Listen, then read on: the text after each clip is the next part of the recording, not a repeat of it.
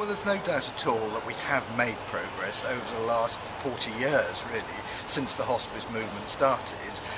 We now have a range of hospices across the country. We have community palliative care services. We've got palliative care services in all of our hospitals. That's great news. We've got palliative medicine recognised as a specialty in this country. We've now got a strategy for end-of-life care, which we've had for about the past 2.5 years.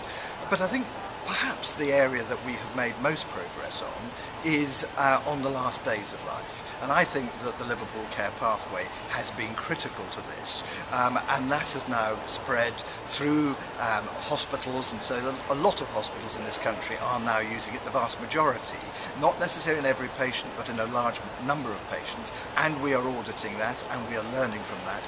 And I think that the Palliative Care Institute here in Liverpool has had a major role to play in that. So I do think that is one of our successes. There's a huge amount still to do.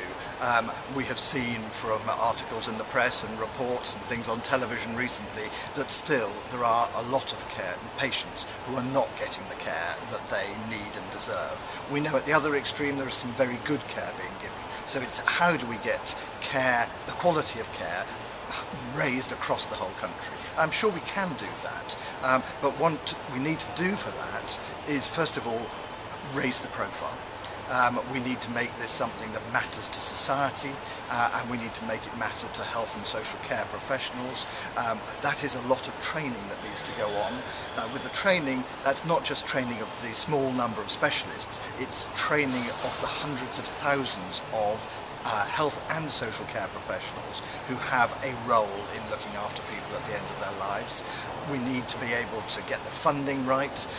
We need to be able to measure what we're doing to see what the progress is. We need to do more research. So there's a very big agenda still to go, but I think we are at least on the starting blocks and we are making progress.